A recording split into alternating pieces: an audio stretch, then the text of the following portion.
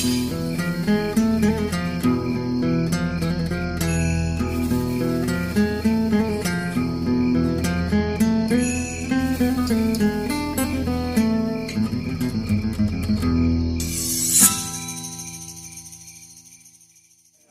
más, vamos a comenzar ya explicando pues, cuáles eran las armas de Quijote.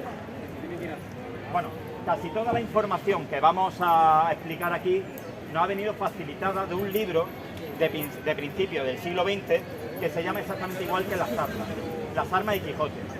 Estaba escrito por don Enrique de Leguina, que era un aficionado a la historia, entre otras cosas, y nos dejó bastante apuntes, que en muchos casos ya han sido superados por ciertos estudios modernos, pero que en su momento fueron pioneros. Y lo que buscaba era ya cambiar un poco el legado que se dio en el siglo XIX de mucha romantización del pasado. O sea, él buscaba ya integrar lo que era el estudio de la arqueología en lo que serían las manifestaciones artísticas que pretendían evocar eventos históricos. En este caso, el Quijote es una obra de ficción, pero sí está basado en una realidad que don Enrique de Leguina conocía muy bien. Bueno, voy a ir intercalando explicaciones y unas lecturas de ciertos fragmentos que nos van a dar información de cómo iba vestido nuestro querido caballero. Bueno, el primer párrafo sería: lo primero que hizo fue tomar unas armas que habían sido de sus bisabuelos, que tomadas de orín y llenas de moho, luengos siglos había que estaban puestas y olvidadas en un rincón. Bueno, lo que nos quiere decir aquí era que las armas no eran contemporáneas a lo que nosotros podríamos pensar como algo... Bueno, eran medievales, pero ya estamos hablando de la publicación que fue en 1605. Luengos siglos, o sea, siglos no tendrían las armas. Pero si decían que era de su bisabuelo, y tal como se cita en otra parte del libro, vamos a pensar que son de la época de los reyes católicos. O sea, vamos a poner el último tercio del siglo XV como época posible de las armas y de las armaduras. Tomadas de orín, mohosas, o sea, estaban oxidadas. Aquí podemos ver lo que sería un arnés, bueno, no estaría totalmente pulido, pero bastante pulido. Esto sería un arnés blanco. Cuando un arnés es blanco, significa que está pulido y acicalado. Con el tiempo, hay ciertas piezas de armadura, pues que a pesar de que estén limpias, pues ya vemos que toman un tono mate. Y nosotros que estamos acostumbrados a tenerlas, no hace falta tanto tiempo como para que se oxiden, se lo puedo asegurar. Incluso después de muchas limpiezas, no van a recuperar su color original, a no ser que se le dé un tratamiento específico. Pues lo que se encontró Don Quijote fueron unas piezas bastante diversas de lo que sería sus antepasados. Así que vamos a hablar de una armadura del siglo XV. Aquí nuestro compañero Isidro está empezando a prepararse y luego explicaré cada una de las piezas en qué consistía. Continuamos con la lectura. Entraron a Don Quijote en una sala, desarmó los anchos, quedó en balones y en jubón de gamuza, todo bisunto con la mugre de las armas. Bueno, después de que se pusiese esas armas tan antiguas, tan sucias, lo que aquí nos está diciendo es que con su ropa normal de vestir de caballero del siglo XVII, pues quedó totalmente sucio. ¿Por qué? Porque realmente la armadura no se ponía a cuerpo. Poner la armadura a cuerpo es ponerla con muy pocas prendas o con prendas de civil. Aquí estamos viendo, por favor, aquí estamos viendo cómo Isidro se está colocando su peto y su espalda sobre una jaqueta de armado. Esta jaqueta es un jubón, pero un jubón reforzado. No está hecho solamente de parte exterior y forro. Tiene 4 capas de lino que conforman su relleno. O sea, realmente sobre esta pieza sí se podía poner armadura y además en sí misma ya era una armadura textil. Aparte podemos observar unos detalles, por favor, de lado, Isidro. Aquí tiene una serie de cordones que están ajustados, están atacados en ojetes, porque las piezas de armadura no solamente se enganchaban con correa, sino que también debían de ir atacadas a la prenda de armar. Por lo tanto, lo que hizo en un principio Don Quijote fue algo totalmente erróneo, algo de alguien que nunca se ha puesto una armadura. Una armadura no se puede poner a cuerpo. ¿Sí? En un principio se ponen los brazos y después la hombrera, es más fácil. Bien, lo siguiente. Y pasara muy adelante si aquel punto no saliera el ventero. Hombre que por ser muy gordo era muy pacífico, el cual, viendo aquella figura contrahecha, armada de armas tan desiguales, como eran brida, lanza, larga, coselete, no estuvo en nada a acompañar a la doncella en su muestra de contento. Bueno, cuando Don Quijote se presenta con esas armas en público, pues era algo que era cómico en la época. O sea, muchas veces nos preguntamos, ¿cómo puede ser que sea cómico vestir armadura en una época que todavía se usa esa armadura? Estamos hablando de más de 100 años de diferencia. Aquí hemos traído un par de armaduras, si son tan amables, miren, aquí tenemos lo que sería una armadura ya del bien entrado el siglo XVI. Estamos hablando de aproximadamente 1570, este tipo de armadura. Bien, esto era una armadura a la moda. Es exactamente igual, nosotros una armadura nos puede parecer muy parecida a otra, pero sin embargo, si nos ponen una pieza, un uniforme de un soldado de principios del siglo XX y ahora vemos un uniforme, un soldado de principios del siglo XXI y vemos la diferencia y nos parece, y vemos como, aunque tengan las mismas prendas, pantalones, guerrera, todo, decimos, ¿de qué va disfrazado este hombre? Pues en esa época pasaba lo mismo, que una armadura no era una armadura solamente, había más de 100 años de diferencia. Por lo tanto, cuando el Quijote se presenta a sus vecinos, era como una figura de otro tiempo. Y no solamente de otro tiempo, sino que las piezas de su armadura, como bien veremos, no eran iguales. Eran piezas de conjuntos diferentes. De hecho, se hablaba de que no tenía mucha prestancia. Por lo tanto, ya podemos descartar que, por ejemplo, este peto y este espaldar que tenemos aquí, que son tan bonitos con estas líneas, esas estrías, pues era una pieza bastante cara. Esto sería una armadura gótica alemana. En la península ibérica se daban, pero eran piezas caras, eran piezas de importación. Aquella pieza, lo que está llevando nuestro compañero Isidro, pues sí sería más probable, pero nos la imaginamos oxidada, vieja. Esto ya sería una armadura de tipo milanés. Las líneas son bastante más sencillas y evidentemente en su tiempo sería una pieza más económica. Algo que sí se podría guardar en un trastero. Continuamos. Ahora vamos a hablar de la diversidad de las piezas, puesto que aquí vemos claramente en esta armadura, que es posterior, que todo pertenece a un conjunto y está perfectamente ensamblado. Aquí lo que estamos viendo mientras están montando es que aparte entre las piezas que estamos armando, normalmente podría haber una manga de malla para proteger las zonas más descubiertas. Y aparte lo que estamos también viendo, que las piezas de armadura son diferentes, pero incluso con piezas de malla quedaría bastante expuesto. Pues creo que podría ser de esa hechura por el siguiente texto que vamos a ver. Y el primero que fue a descargar el golpe, estamos hablando de un combate, de uno de los que tuvo Don Quijote, fue el colérico vizcaíno, el cual fue dado con tanta fuerza y tanta furia que a no volvérsele la espada en el camino, aquel solo golpe fuera lo bastante para dar fin a su rigurosa contienda y a todas las aventuras de nuestro caballero. Bueno, lo que está diciendo es que si lo hubiera dado bien, ahí se hubiera acabado ya la novela de Don Quijote de la Mancha, pero tuvo fortuna. Vamos a ver. Más la buena suerte, que para mayores cosas le tenía guardado, torció la espada del contrario, de modo que aunque le acertó en el hombro izquierdo, no le hizo otro daño que desarmarle todo aquel lado, llevándole de camino gran parte de la celada con la mitad de la oreja. O sea, lo dejó desmirlado. Y todo ello con espantosa ruina vino al suelo, dejándole muy mal precio. Bien. La escena nos está describiendo, preséntale la celada, por favor. Bueno, no importa, déjala un principio, por favor, acércate, Isidro. Lo que está hablando es que realmente golpeó, o sea, dejando sobre el yelmo, deflectó y veis dónde fue a caer.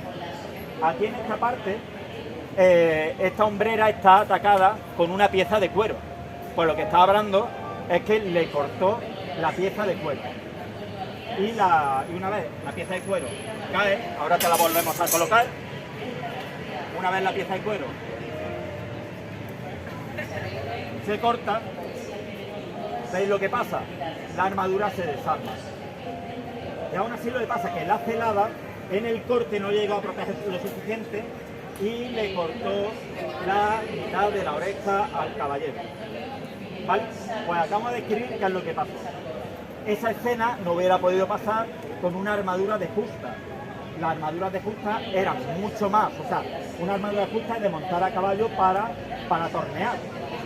Pues entonces, en un tipo de armadura esas, las piezas son diferentes y un golpe no hubiera podido hacerle ese daño que le hizo a Don Quijote.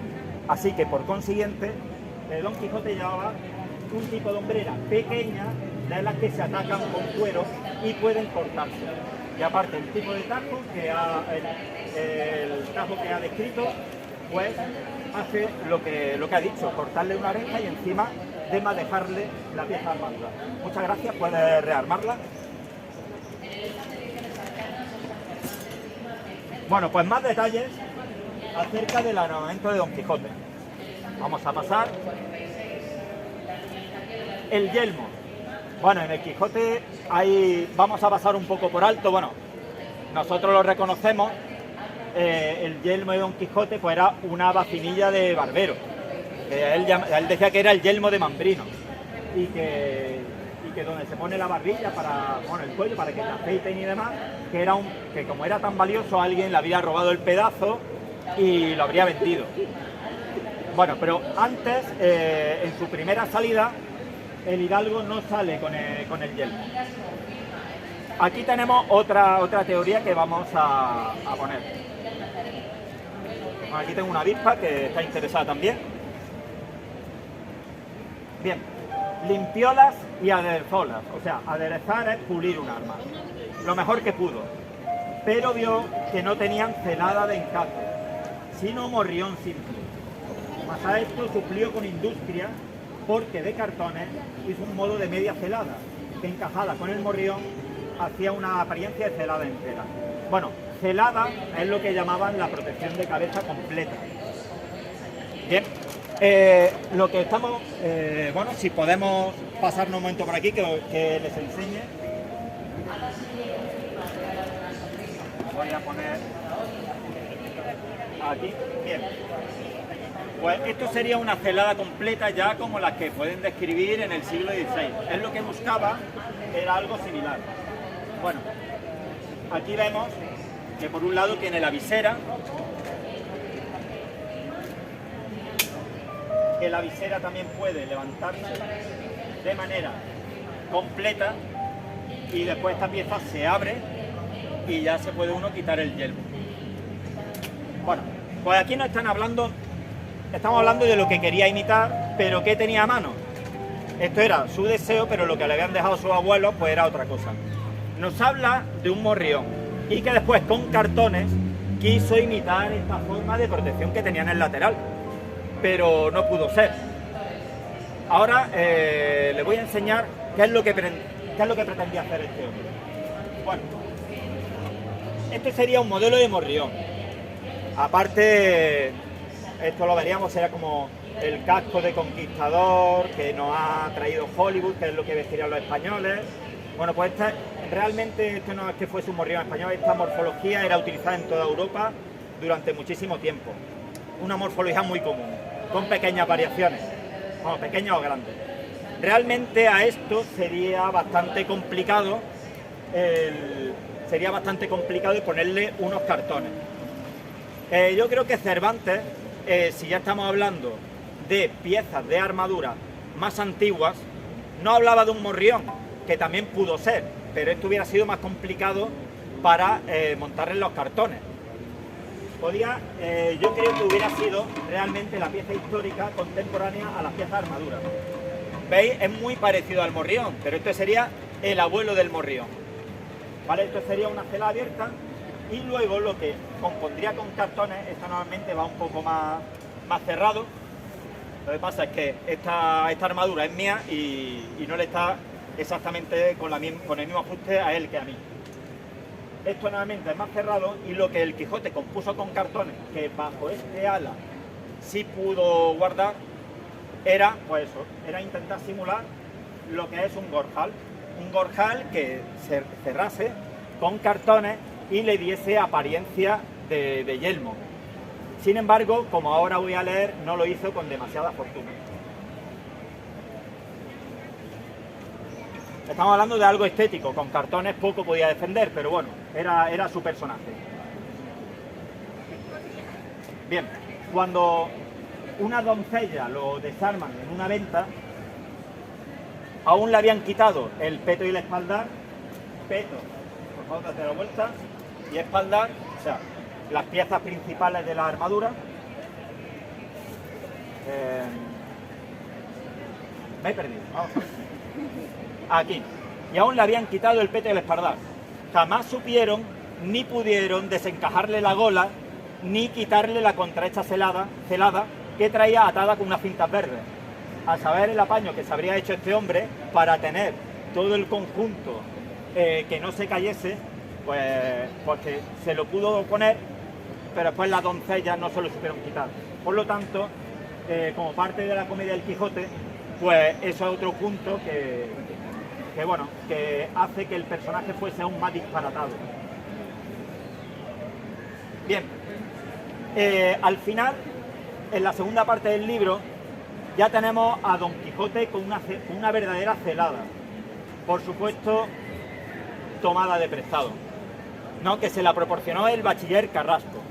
Y lo refirió Cervantes así: ordenó que de allí a 3 días fuese su partida, en los cuales habría lugar de aderezar lo necesario para el viaje y de buscar una celada de encaje, que en todas maneras, dijo Don Quijote, que la habría de llevar.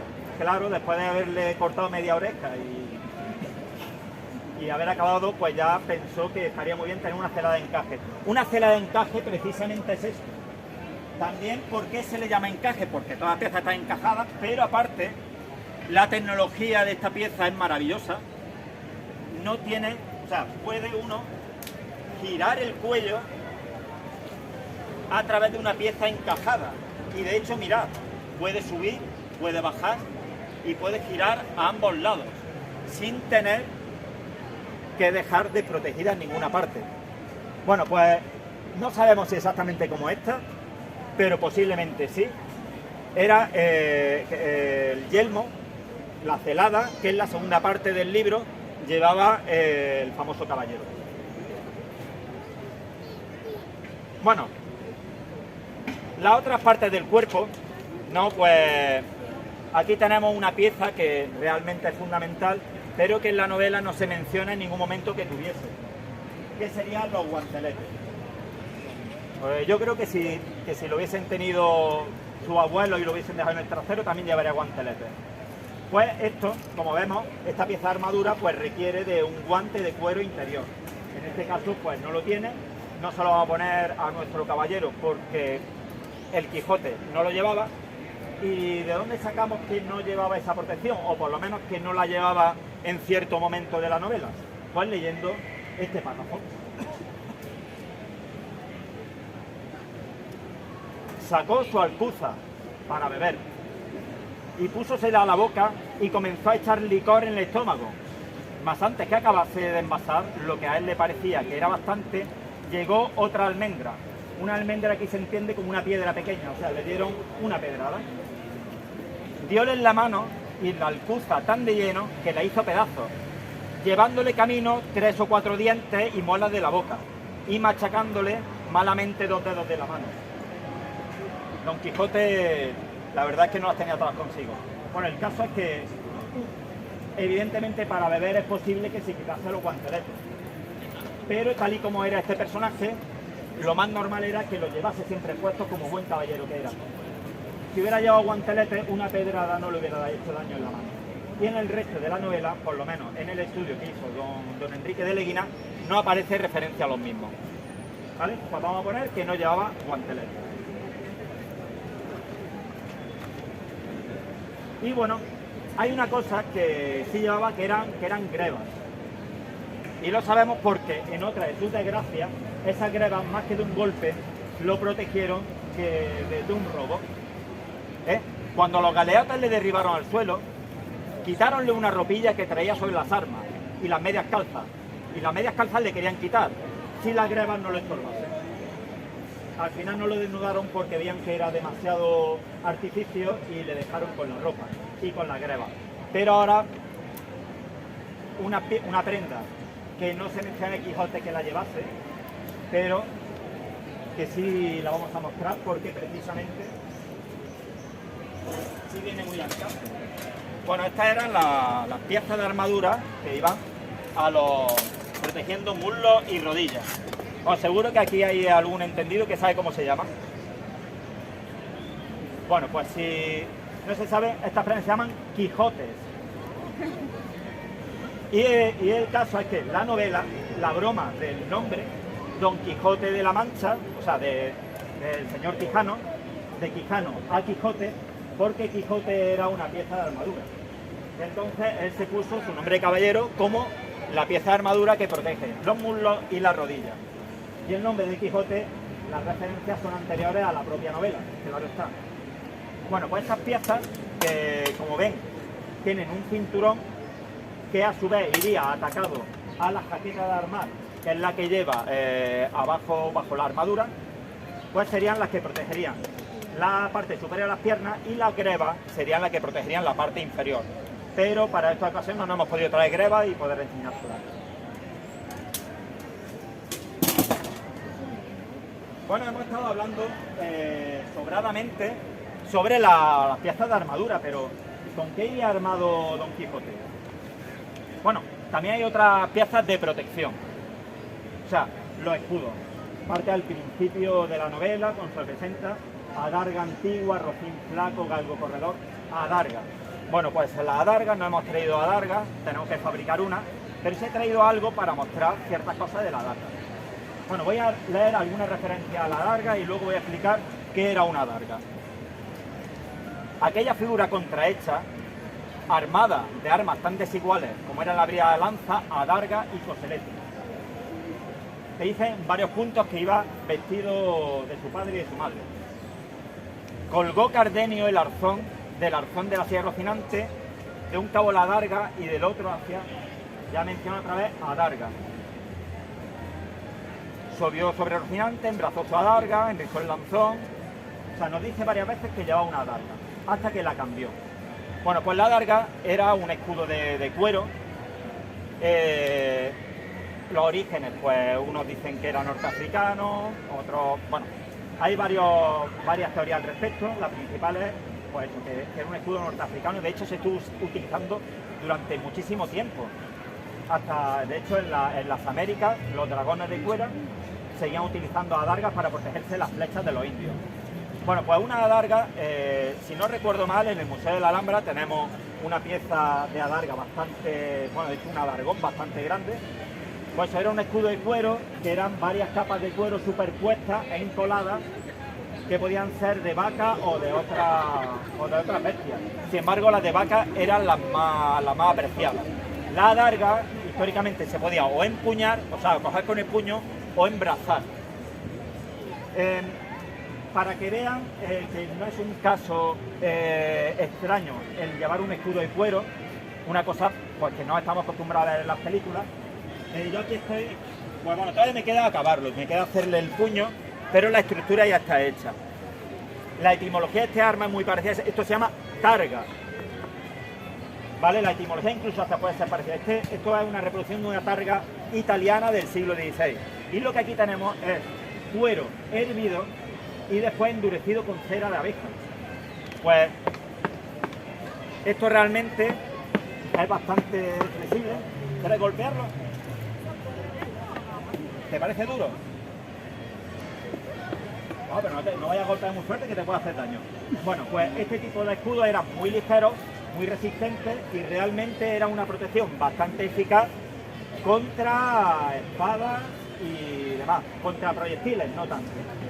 Pero en un combate, una adarga, sí podía llegar a salvarte la vida. En la segunda parte, también nuestro caballero, que era un hombre que no tenía muchos bienes, pero sí tenía buenos amigos que lo proveyesen, se hizo de una rodela. Bien, la rodela sí sería algo tal que así. Esto ya, si estamos hablando de algo con bastante consistencia, la rodela solamente se puede embrazar. No se puede, aparte pesa mucho, no se puede empuñar. Tienes que atártela al antebrazo y después empuñarla. Y bueno, esto ya en el siglo XVI sí era un escudo bastante común, antes de que ya los escudos pues no tuviesen la utilidad que debían de tener y pasasen de moda. Bien, después de su primera salida, se ve que la adarga no le funcionó muy bien, ya hay Don Quijote una rodela que la pidió prestada a un amigo.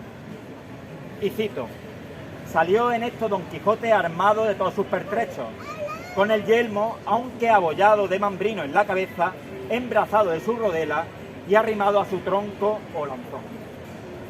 Bueno, pues el último escudo que tendría Don Quijote, este sería el correcto. O sea, cuando veamos una imagen de Don Quijote con algo que no sea una rodela o una adarga, que eran normalmente ovaladas o con dos óvalos concéntricos, o sea, así de una forma un tanto arriñonada, como se llama, pues ya sabemos que no están dibujando bien al Quijote. Bueno, y al final, ya simplemente por problemas logísticos, nos hemos traído grandes lanzas.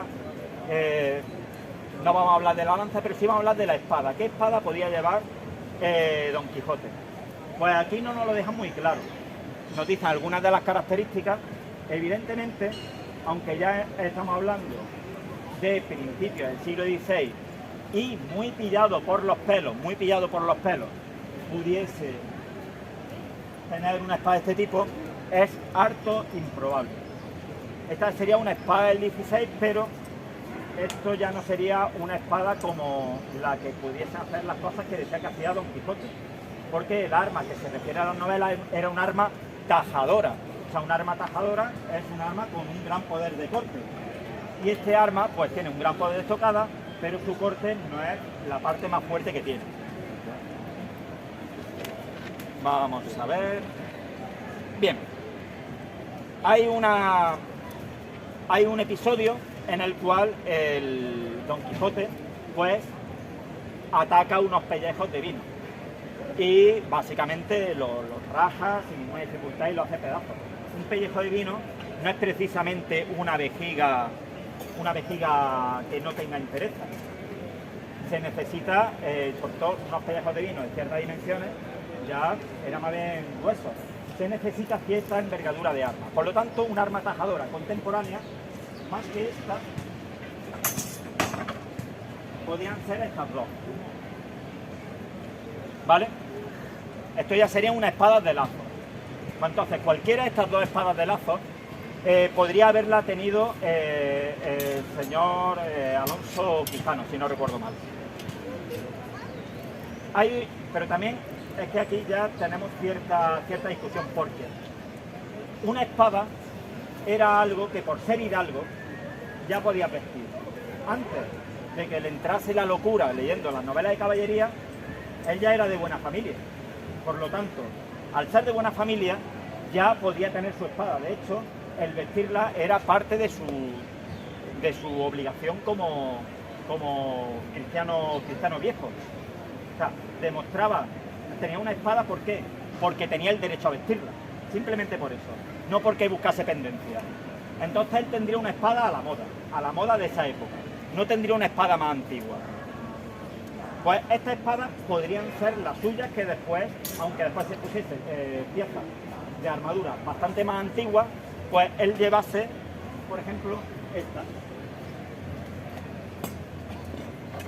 Sin embargo, si pensamos que también cogió su arma del baúl de su abuelo, pues el arma que hubiera cogido, que hubiera sido contemporáneo a estas piezas, ya hubiera sido esta. Que aunque le estamos viendo que tiene una bigotera, unos pitones, o sea, ya la guarda no es medieval simple, sino que ya tiene cierta intención de proteger la mano, no tiene para nada que ver con la complejidad de la espada de lazos que ahí tenemos. Yo creo realmente que lo que llevaría sería una espada como aquella, puesto que sería su espada de siempre y la incorporaría a su tan diverso arsenal. Bueno, y con esto yo creo que más o menos le he podido explicar cómo iría vestido nuestro famoso caballero. Muchas gracias por su atención.